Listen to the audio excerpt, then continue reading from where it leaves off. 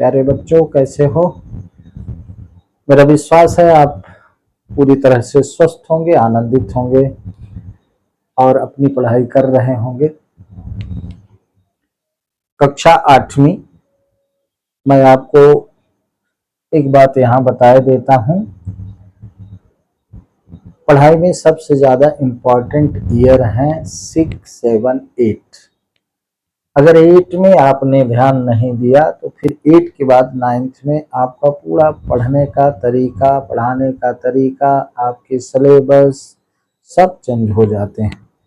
क्योंकि शासन भी चाहती है कि 8वीं तक बच्चे किसी तरह पास होने चाहिए, लेकिन अगर आप 8वीं तक अपने बेस को कंप्लीट नहीं करें तो आपको बता दूं, फिर आपको बहुत अधिक मेहनत करनी पड़ेगी अपने पुराने बेस को कंप्लीट करने के लिए। इसलिए मेरा बार बार आपसे विशेष आग्रह है, अगर आप पढ़ना चाहते हैं, और पढ़ना क्यों नहीं चाहते हैं भाई, पढ़ाई, शिक्षा, ज्ञान ये जीवन का प्रकाश है। इसलिए मैं बार बार आपसे कहता हूं कि प्लीज आप 8 तक अपने आप को कंप्लीट कर लीजिए, अपना बेस तैयार कर लीजिए। जो बच्चे ध्यान देते हैं बड़ी अच्छी बात है, लेकिन जो बच्चे भ्रमित हैं थोड़ा सा पढ़ाई को लेकर के, मैं उनको बता दूं 8th ही लास्ट अब ये रहे कि आपको अपने आप को संभाल लेना चाहिए। ओके, तो आइए चलते हैं प्रश्नावली 7.3 में। आज मैं जो आपके सामने कुछ महत्वपूर्ण बातें रखूंगा, वो निश्चित रूप से मैंने बेस कहा तो ये चीजें आगे आपको काम आना है। तो मेरे भाई, मेरे बच्चे, मेरे बाबू, बहुत ध्यान से इसको देखना है। अब चलिए, आप प्रश्नावली 7.3 में जो प्रश्न है उनसे रिलेटेड कुछ बातें आपसे करना चाहता हूं। आप जानते होंगे साधारण ब्याज। साधारण ब्याज निश्चित रूप से आप जानते होंगे, उसका फार्मूला होता है साधारण ब्याज बराबर मूलधन गुणे दर गुणे समय बटे 100। राइट, जिसको ऐसा भी लिखा जाता है P into R into T बटे 100। ये साधारण ब्याज, ठीक है। साधारण ब्याज का मतलब मूलधन, मतलब आपका प्रीमियम कहें, है ना, शुरुआती जो भी पैसा आप किसी बैंक में जमा करते हैं, किसी को देते हैं, तो वह मूलधन कहलाता है। मूलधन, है ना, प्रीमियम इंग्लिश में, ठीक है। तो अब मैं आपको ये समझाना चाहता हूं, बिल्कुल निचले क्रम से हम चलते हैं। तो मान लीजिए मैं आपको साधारण ब्याज समझाऊंगा, इसके बाद चक्रवृद्धि ब्याज क्या है इसको समझाने के लिए आपको मैं साधारण ब्याज से शुरू कर रहा हूं।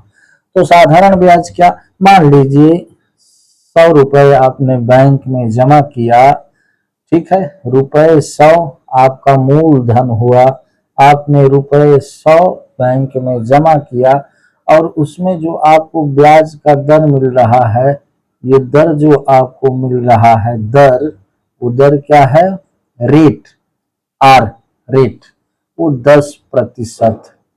अब टाइम मान लीजिए, समय क्या है जिसको हम टाइम कहते हैं, मान लीजिए 3 वर्ष के लिए, 3 वर्ष के लिए आपने बैंक में 100 रुपए जमा किया। छोटा अमाउंट, छोटी राशि लेते हैं, आपको समझ में आ।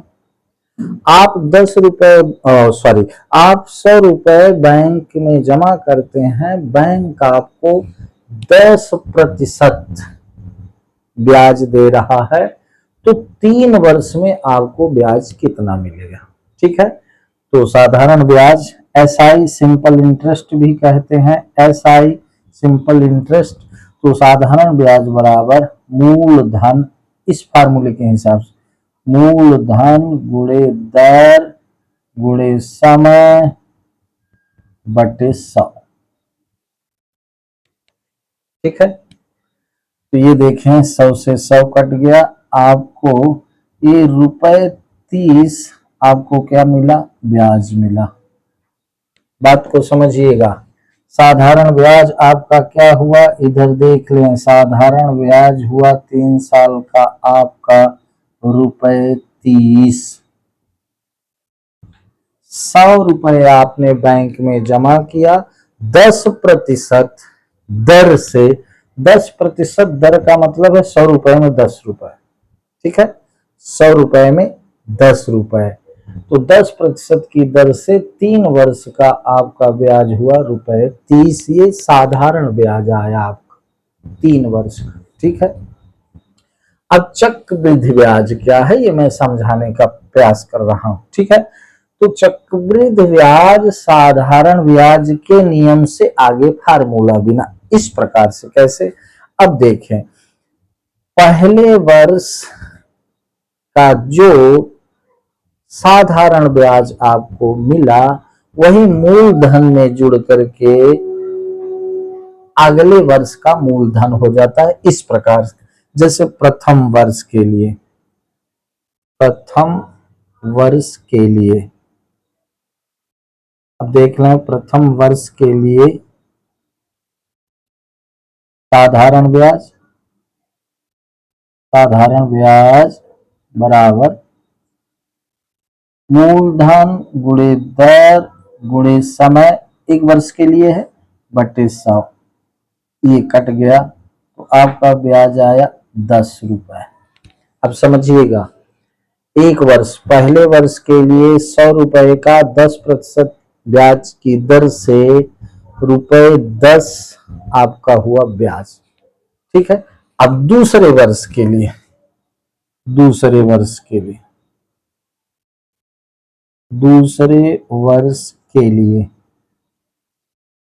तो दूसरे वर्ष के लिए मतलब साधारण ब्याज आपका क्या हो जाएगा।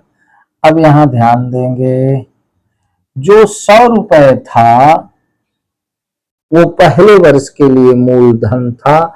अब दूसरे वर्ष के लिए मूलधन में ये ब्याज जुड़ जाएगा, ठीक है।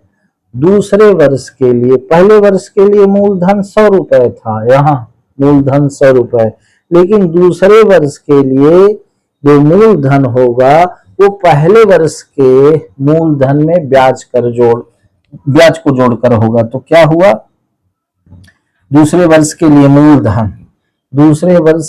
मूलधन बराबर क्या हुआ, पहले वर्ष का जो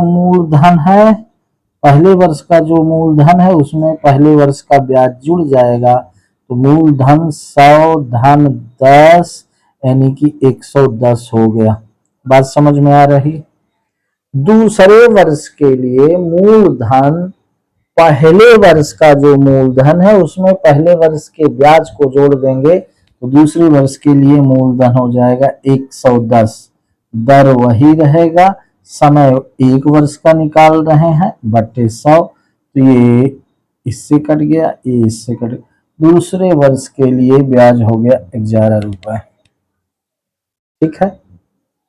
अब ध्यान देंगे, जब 3 वर्ष हैं, पहले वर्ष का जो ब्याज होता है वो मूलधन में जुड़ जाता है, दूसरे वर्ष के लिए नया मूलधन बन जाता है। यानी 100 रुपए में पहले वर्ष में जो 10 रुपए ब्याज आया उसी को जोड़ दिए तो 110 हो गया। दर वही और एक साल का निकाल रहे हैं। तो ये दूसरे वर्ष के लिए ये हो गया ब्याज 11 रुपए। अब तीसरे वर्ष के लिए तो दूसरे वर्ष का मूलधन था 110 रुपए, तो अब 110 में 11 जोड़ देंगे तो तीसरे वर्ष के लिए मूलधन क्या हो जाएगा, 110 में 11 जोड़ देंगे तो 11 10 21, तो 121 गुणे 10 गुणे 1 बटे 100, ठीक है। तो ये हो गया 10 और 10 से इसको काटेंगे तो 10 एकन्नम 10, 10 दूना 20, फिर 10 एकन्नम 10, ठीक है। 12.1, तो ये रुपए 12.1 हो गए। तो कुल मिला के अब इस तरह में आपको कुल कितना ब्याज मिला, पहले वर्ष 10 रुपए, दूसरे वर्ष 11 रुपए, तीसरे वर्ष 12.1 रुपए। ये सारे ब्याज जुड़े हैं, तो चक्रवृद्धि ब्याज हो गया आपका, चक्रवृद्धि ब्याज आपका हो गया क्या, हो गया 10 धन 11 धन 12.1। ठीक है, तो कुल मिला के ये हो गया 10 10 20 10 3 33.1 रुपया। ये हो गया चक्रवृद्धि ब्याज। आप अब देखें, साधारण ब्याज 30 था, चक्रवृद्धि ब्याज 33 रुपए हो गया। ठीक है, तो ये हम एक वर्ष का निकाल रहे हैं। तो अब सुविधा के लिए चक्रवृद्धि ब्याज निकालने का एक फार्मूला बना, क्योंकि हम 10 वर्ष का हो तो हम एक वर्ष का 10 वर्ष का निकालेंगे, फिर जोड़ेंगे तो ये ब्याज आएगा। तो इसी सुविधा को ध्यान में रखते हुए क्या बना, चक्रवृद्धि ब्याज का फार्मूला बन गया। ठीक है, चक्रवृद्धि ब्याज साधारण ब्याज से ज्यादा होता है, तो इसीलिए चक्रवृद्धि ब्याज का फार्मूला बना। तो उस फार्मूले के हिसाब से प्रश्नावली 7.3 के प्रश्न है, मैं ये आपको समझाना चाहता हूं। तो चक्रवृद्धि ब्याज मिश्र धन बराबर मूलधन गुणे एक धन r/100, r को दर कहते हैं कि पावर n। इसको ऐसा लिखते हैं, हिंदी में ऐसा भी लिखते, ये मिश्र धन माने कुल राशि जो लास्ट में आपको मिली, तो कुल राशि मिश्र धन को a बराबर मूलधन को हम p कहते हैं इंटू 1 + r/100 की पावर t भी इसको लिखते हैं।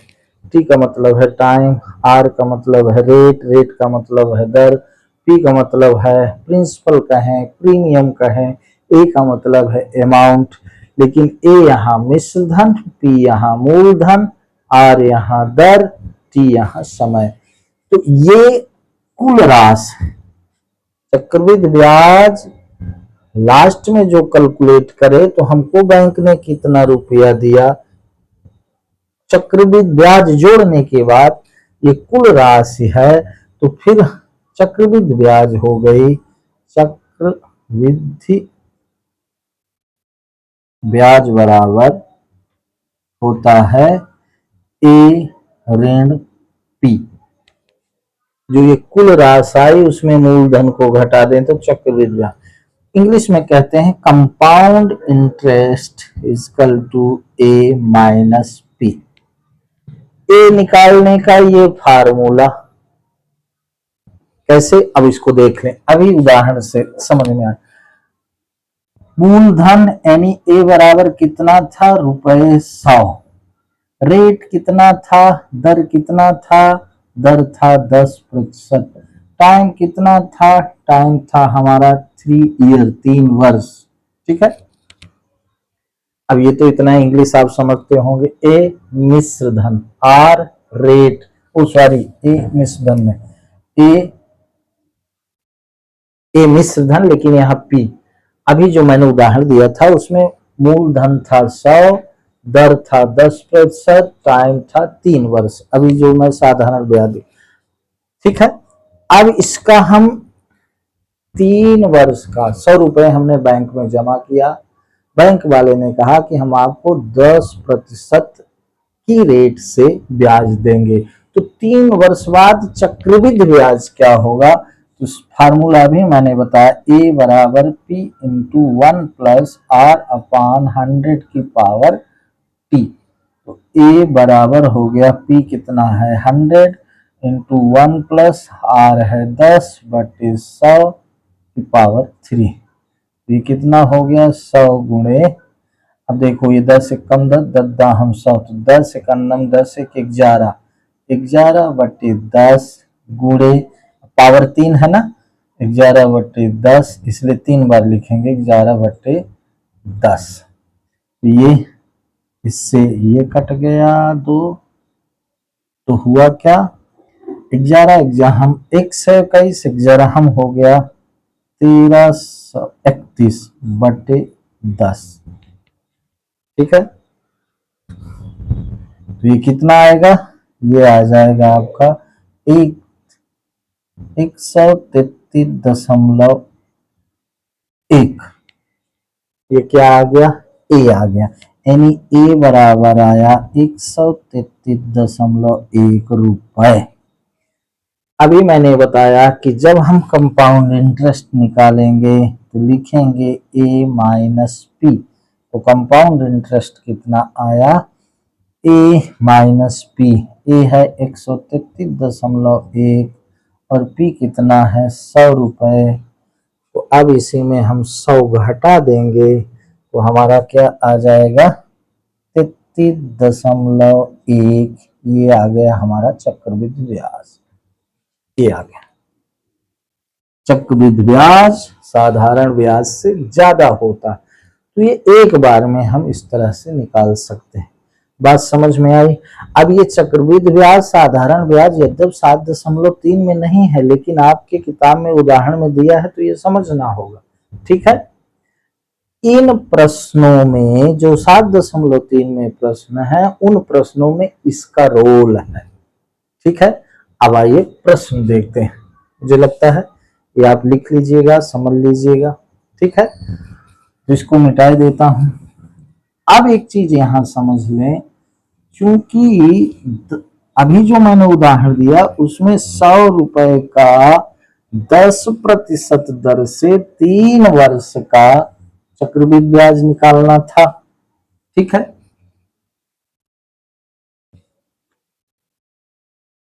अब आगे आप प्रश्न देखेंगे कि आपको दिया रहेगा मिश्र धन। ठीक है, फिर आपको मूलधन निकालना। तो अब आइए प्रश्नों को समझते हैं। जैसे यहां पर पहला प्रश्न है, आप पहला प्रश्न किसका, 7.3 का प्रश्न क्रमांक 1 देखते हैं। 5% वार्षिक दर से बढ़ते हुए वर्ष 2003 के अंत में एक स्थान की जनसंख्या 54,000 हो गई। निम्नलिखित को ज्ञात कीजिए। अब ध्यान दें, 2003 में एक स्थान की जनसंख्या 54,000 हो गई, लेकिन जनसंख्या का बढ़ने का रेट क्या था, दर क्या थी, 5%। ठीक है, अब देखिए 5% की रेट से ए में फर्स्ट में लिखा वर्ष 2001 में जनसंख्या कितनी थी, हमको ज्ञात करना। तो वर्ष 2001 से जनसंख्या 5% की दर से बढ़ना शुरू करी।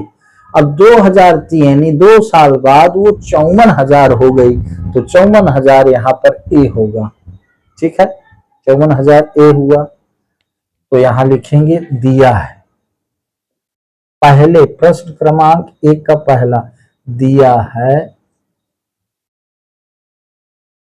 ए बराबर 54,000, चूंकि ये जनसंख्या है ना 54,000 लोग, और यहाँ आर दिया है आपका 5%। और टाइम आप कैसे निकालेंगे, यहाँ टी जो दिया है तो 2003 माइनस 2001, यहाँ टी बराबर आपका आ गया 2 वर्ष। बात को समझिएगा, प्रश्न में दिया है किसी नगर की जनसंख्या किसी स्थान की जनसंख्या 2003 में 54,000 थी। अब जनसंख्या बढ़ने का दर क्या है 5%। तो पता लगाए कि 2001 यानी पीछे जनसंख्या कितनी थी, तो पीछे कम जनसंख्या रही होगी, तभी न निश्चित रूप से 5% दर से बढ़ी, तो 54,000 हो गई। अतः प्रश्नानुसार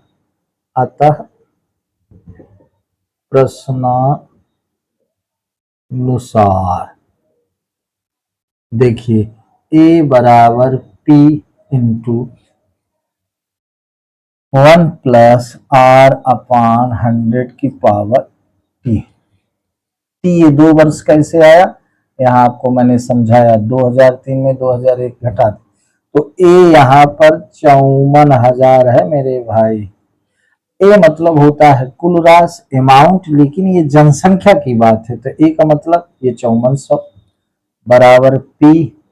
पी यद्यप प्रीमियम है, मूलधन है, तो यहाँ ये मतलब हुआ कि 2001 में उसका पी कितना था, वो तो बढ़कर 2003 में हुई 54,000 ना, इसलिए पी हमको पता लगाना है।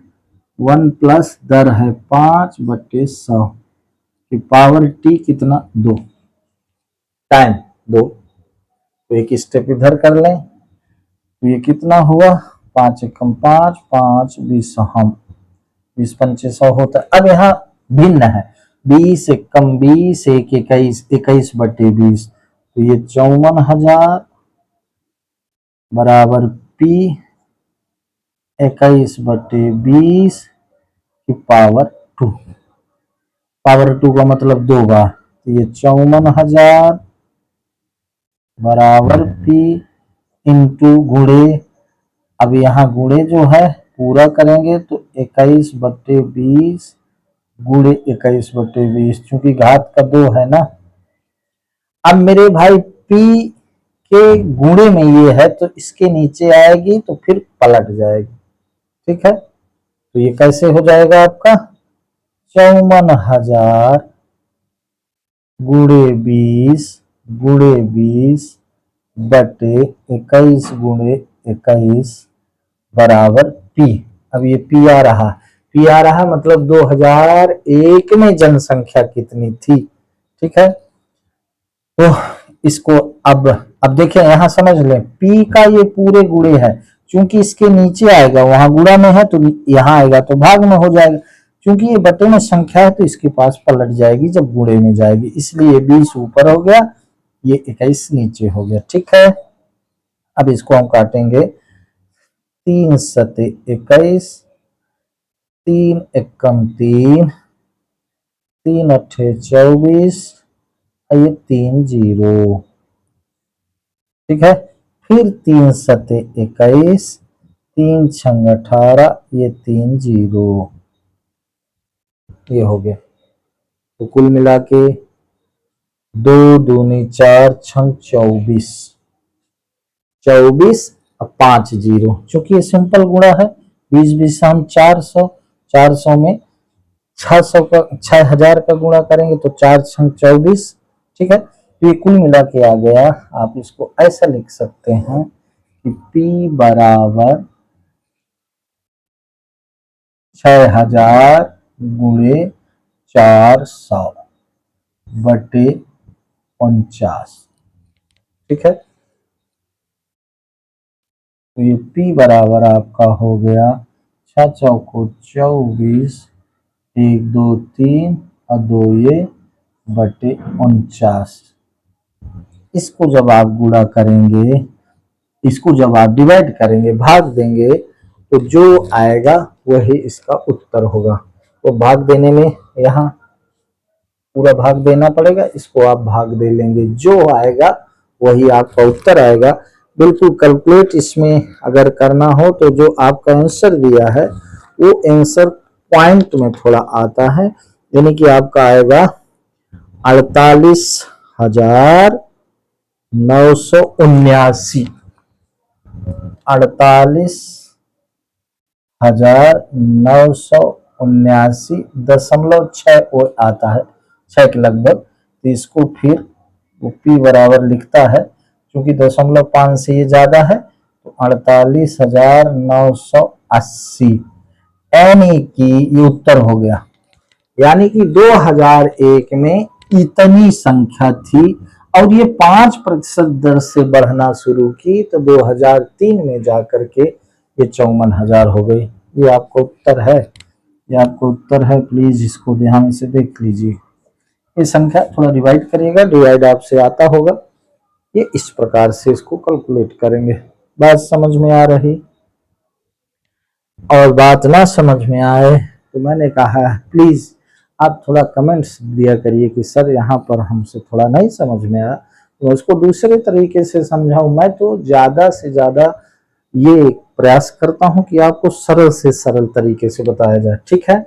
अब इसी का दूसरा क्वेश्चन, ठीक है। किसका दूसरा क्वेश्चन? पहले का, अभी पहले क्वेश्चन का मैं पहला बता रहा था, अब पहले क्वेश्चन का मैं आपको दूसरा बताऊंगा, ठीक है। अब देखें, 5% के दर से जनसंख्या बढ़ रही है, तो 2005 में कितना होगी? वर्ष 2005 में कितनी जनसंख्या होगी? ये दूसरा नंबर, तो सीधे करेंगे a बराबर p इंटू 1 प्लस r अपान 100 की पावर 2। दो क्यों भाई? 2003 की जनसंख्या 54,000 दी है, अब 2005, 3 2 5 यानी 2 वर्ष बाद, इसलिए टाइम 2, ठीक है। तो ए, इस बार ए ज्ञात करना है, पी नहीं, क्योंकि 2003 का जो 54,000 है, अब यह बढ़ करके 2005 में क्या होगा, तो इसका मतलब 2005 बाद में क्या होगा, तो वो मिश्र धन, कहें तो वो अमाउंट, कहें तो वो कुल जनसंख्या आएगी, इसलिए यहाँ 54,000 आपका होगा क्या? पी। 1 प्लस आर है 5 बटे 100 की पावर 2। तो देख लें, ये 5 से कम 5, 5 20 हम, 20 से कम 20, ये 54,000 गुणे 20 से कम 20, 1 21, 21 बटे 20 के पावर 2, तो ये हो गया 54,000 गुणे 21 बटे 20 गुणे 21 बटे 20, ये 2 जीरो यहाँ से कट गए, अब ये 2 से कटा, 2 दूनी 4, 2 सत्ते 14, 1, अभी 2 से ये कटा, 2 एक कम 2, 2 त्याई 6, 2 पंचे 10, तो ये आपका ए यहाँ पर आ गया 135 गुणे 21 गुणे 21। इसको जो आप गुणा करेंगे वही इसका उत्तर होगा, यानी 135 गुणे 21, 21 हम 441, तो ये आपका गुणा होगा। तो गुणा करने पर जो आपका आंसर दिया है करेक्ट, वो गुणा करने पर आएगा, आप इसको गुणा करिएगा, ठीक है। गुणा कर लेंगे, इसलिए मैं समय बचाने के लिए ऐसा कर रहा हूँ। 135 गुणे 441 आप करेंगे, जो आएगा वो प्रश्न क्रमांक 1 के दूसरे का आंसर होगा, ठीक है। अब आप ऐसा कहेंगे कि सर गुणा आप ही कर दीजिए, फिर आप क्या करेंगे? कोशिश आपको करनी पड़ेगी, ठीक है, समय बचेगा, तो इसको आप गुणा कर लेंगे, यही आपका प्रश्न क्रमांक 1 के दूसरे का उत्तर होगा, ठीक है। प्रश्न समझना है, बाकी गुणा भाग आप कोशिश करिए आपसे जल्दी हो, ठीक है। अब आते हैं हम कहाँ, अब हम आ जाते हैं प्रश्न क्रमांक 2 में। अब देखिए प्रश्न क्रमांक 2, ध्यान से पढ़िए प्रश्न। एक प्रयोगशाला में किसी निश्चित प्रयोग में बैक्टीरिया की संख्या 2.5% प्रति घंटे की दर से बढ़ रही। बैक्टीरिया, ये कीटाणु छोटे छोटे, वो 2.5%, 2.5 है ना, 2.5 की दर से प्रति घंटे की दर से बढ़ रही है। यदि प्रयोग के शुरू में बैक्टीरिया की संख्या 5,06,000 थी, तो 2 घंटे के अंत में बैक्टीरिया की संख्या ज्ञात कर दिए। तो प्रश्न क्रमांक 2 बिल्कुल सरल है, क्या दिया है यहाँ लिख लेंगे, दिया है, क्या दिया है, यहाँ दिया है P बराबर 5,06,000, 5,06,000, ठीक है। और दर दिया है यानी R दिया है 2.5% और T दिया है टाइम 2 आवर्स, ठीक है। तो बस इसमें सीधा सा फार्मूला लगेगा, A बराबर P इंटू 1 प्लस R अपान 100 की पावर T, ठीक है। ये A बराबर हो गया P 5,06,000 into 1 plus R 2.5 upon 100 की पावर 2। अब यहाँ ध्यान रखें ये 2.5 है, दशमलव इसका हटाएंगे क्योंकि इधर एक अंक है दशमलव, तो ये हटेगा तो इधर 0 आ जाएगा, तो ये हो जाएगा 25 चौको 100 0 40 1000, 1000 को 25 से काटे तो 40 है, तो 40 से कम 40 1 41, यहाँ एक था ना 25 से कम 25 25 40 हम 1000, तो ये हुआ आपका ए बराबर 5,06,000 गुणे 40 से कम 40 1 41/40 41/40 गुणे 41/40।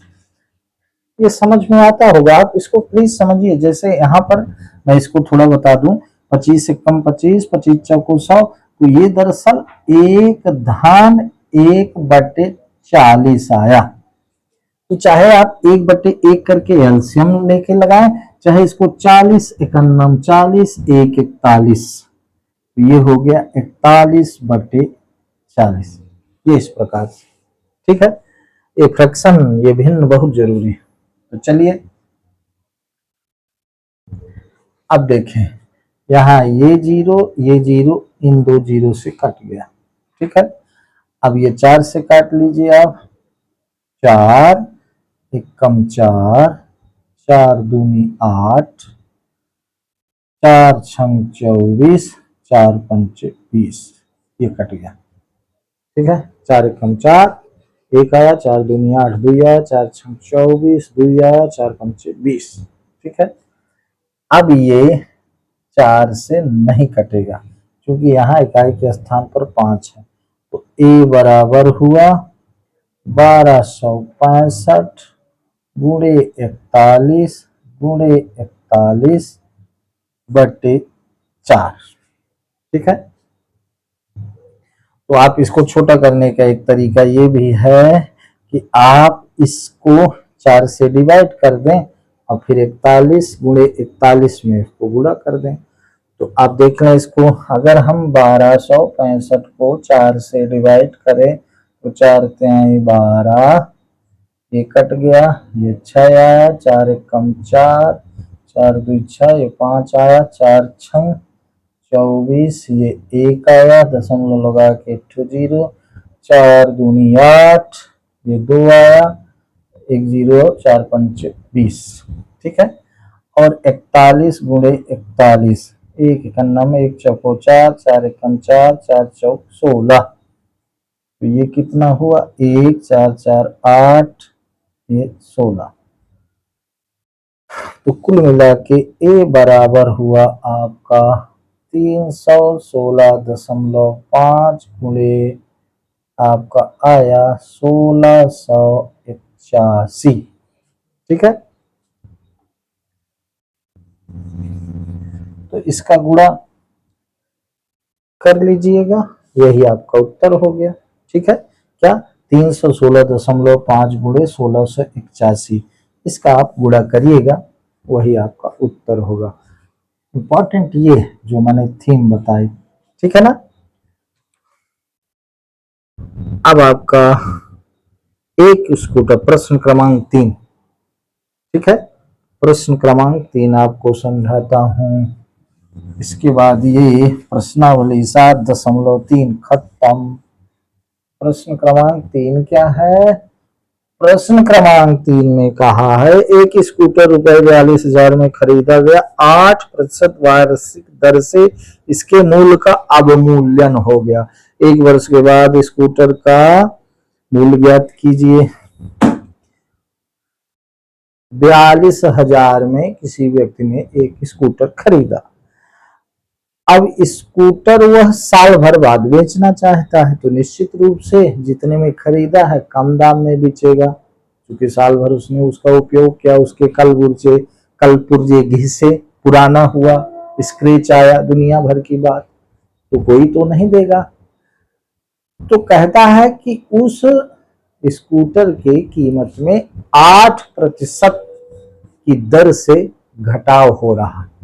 ठीक है, तो यहाँ दिया है प्रश्न क्रमांक 3 में, यहाँ दिया है, क्या लिख लेंगे दिया है। क्या? P बराबर 42,000 रुपया। अब ये रुपया दिया है भैया। R बराबर हुआ 8% और टाइम है 1 वर्ष की बात है। 1 ईयर, 1 वर्ष। मजे की बात यह है कि उसका पैसा घट रहा है, कीमत में अवमूल्यन हो रहा है, इसलिए यहाँ पर फार्मूला जहाँ 1 + R/100 था वहाँ 1 - R/100 हो जाए। ठीक है, तो फार्मूला क्या है? A बराबर P × 1 - R/100 हो जाएगा। पावर यहाँ T 100 या माइनस क्यों? क्योंकि उसका मूल्य घट रहा है भाई। अभी प्लस क्यों था? क्योंकि वो बढ़ रहा है। ठीक है, जनसंख्या बढ़ रही थी, बैक्टीरिया बढ़ रहे थे, तो इतने साल बाद कितना हो, यहाँ अवमूल्यन हो रहा है, स्कूटर का मूल्य घट रहा है, इसलिए यहाँ 1 - R/100। ठीक है, तो A बराबर P कितना है? 42,000 इंटू 1 - R क्या है? 8/100 पावर वही 1, क्योंकि 1 वर्ष की बात है 1। अब देखें, ये हुआ 4 दूनी 8, 4 × 5 = 25, 25 × 100 होता। अब देखें, 25 से कम 25, 25 में 2 घटेगा, क्योंकि ये ऐसा है ना 1 - 2/25, तो इसको सॉल्व करेंगे तो 25 से कम 25 - 2/25, तो ये हो गया 23/25। तो A बराबर 42,000 गुणे 23/25। ठीक है, तो ये 5 × 5 = 25, 5 × 8 = 40, 5 × 4 = 20, ये 2 0। ठीक, 5 से फिर कट गया, 5 × 1 = 5, 5 × 3 = 8, 5 × 6 = 30, 5 × 8 = 40, यानी कि A बराबर आपका आ गया 1680 गुणे 23। ठीक है, 1680 में 23 का गुणा करेंगे, जो आएगा वो 1 साल बाद स्कूटर की कीमत। ठीक है, तो सरल है लेकिन इम्पोर्टेंट है। मैं पुनः कहूंगा कि ध्यान तो देना ही पड़ेगा, बिना ध्यान दिए, बिना पढ़े संभव नहीं है भाई। खाना भी खाते हैं तो उसके लिए हमको हाथ पैर चलाना पड़ता है, मुंह फैलाना पड़ता है, तो कौर अंदर जाता है।